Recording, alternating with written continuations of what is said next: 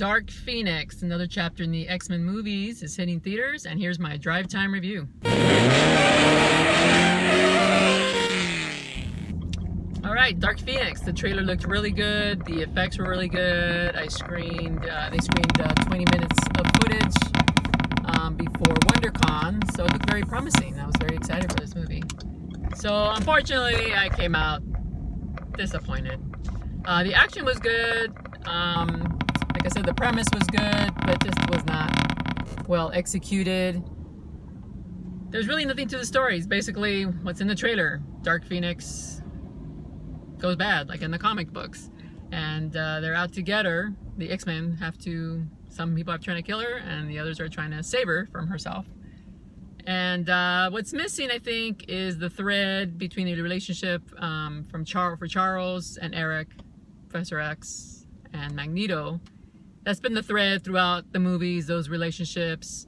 And that's what's missing here. Even though there's a scene in the movie where they make fun of that, where Eric says, okay, can we skip the lecture? Because we know Charles is always lecturing Eric on who he really is, and he shouldn't be the way he is. So that's there, but they make a joke of it. So that's pretty much the only sense of it that you get there. As far as their relationship, that's always kind of been the bromance that's held the movies together. And here it's kind of missing. It's basically all action. Like I said, the action is pretty good, but just the story around it is very, very weak. Jessica Chastain obviously plays the villain, and you don't really get much character development as far as who these people are. I won't ruin it as far as what they are. But yeah, that was underserved. Characters you really cared about, you really didn't care about anybody, actually. Sophie Turner, I mean, she was good, but she just wasn't given enough material. All the actors, they did their best, but just a lot of the stuff wasn't up to par. Simon Kinberg directs. He's been the producer for the longest time on the X-Men movies. And, I was a little bit disappointed because having produced all the X-Men movies, you would think he would have a vast knowledge of the movies and the timeline and the history of it. Okay, the timeline just seems to be all screwy here.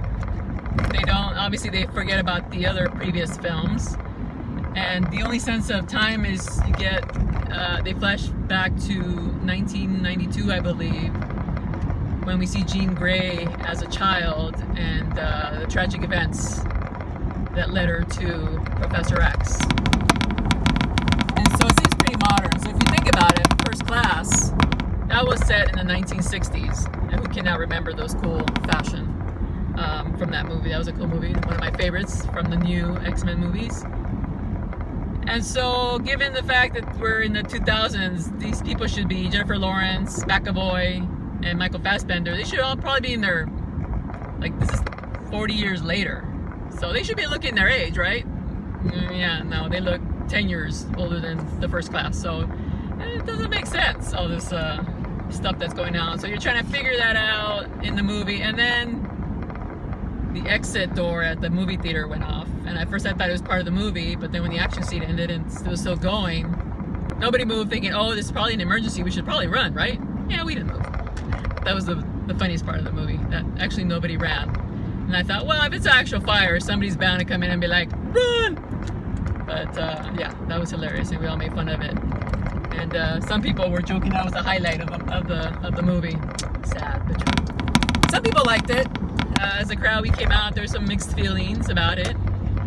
We all had different opinions, but like myself, I've watched every single X-Men movie, and the timeline just doesn't seem right. And the story was very weak. Like I said, it's just very one-dimensional. Jean Grey has this alien matter in her that's making her the strongest of all the X-Men. And basically it's out to either kill her or save her from herself. That's basically the plot line. Pretty simple, right? So it's just a matter of putting together action scenes of her attacking some of the X-Men attacking her, and Charles saving her with the other X-Men. So there wasn't much there. I was just hoping, can we end this movie already? And it reminded me of the other X-Men movie directed by Brett Ratner, where we see Dark Phoenix emerge. There were some similarities at the end. You were like, wait a minute, it's a little too similar. And, bringing out emotions about the character that's going to be her saving grace, blah, blah, blah, blah, blah. That's like it. lot of movies have done that. So no surprise there. But do you know what is on point? Is the ladies' makeup. I kept looking at their makeup thinking, wow, their eyeshadow is really, really nice. And you're thinking, they're X-Men. Why do they have model level looking eyeshadows and eyeliner and mascara? I mean, yeah, they usually wear makeup, but this was like sass. I mean, Sophie Turner was beautiful, and that eyeshadow and her makeup looked actually, you know, very beautiful on her. But it was distracting, like, are these models or are these superheroes? What's going on here? So the fact that they made up the ladies and focused on their face versus character development kind of bothered me a little bit. It's like, really? Man behind the camera?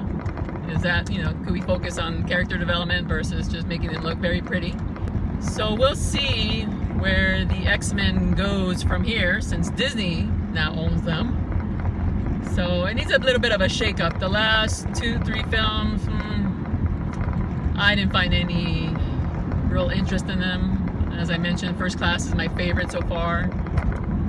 But after that, they just kind of lost their way. They're just putting out movies to put out movies. That's not cool. And hopefully Disney will take it over and improve on that. Or I think it's time the X-Men join another group. Maybe the Fantastic Four. I don't know. But I think they're pretty much done with this group of people for the X-Men. I mean, it's unfortunate. I think Michael Fassbender and McAvoy have a really great relationship on screen, a great bromance. But I think, you know, it's tired out. So it's time to think of another direction for these characters, beloved characters, because we all like them. Even now that we have 2 versions of each character.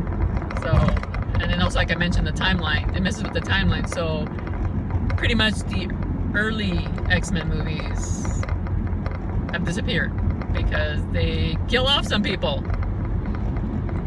Spoiler alert. But that was out there already. So yeah, they killed some people, so that doesn't make sense because now in other movies they still exist. So yeah, I mean, they've mentioned that they disregard all the other movies, but as someone who's followed the X-Men movies, I'm sure it's going to bother you that things like that just don't make sense. And, you know, go to see it for the action. The action is pretty good, pretty gnarly. There's a train. There's a lot of train. There's action in the train where it's these Jessica Chastain's group. Like I said, I won't spoil it who they are. Is trying to get to Jean, and the X-Men are trying to stop it. And so there's some really cool action scenes there. And so if you're into that, don't pay much attention to the story. Just go in to enjoy. You know, I think it's an hour and 59 minutes, and rightly so. So there you go.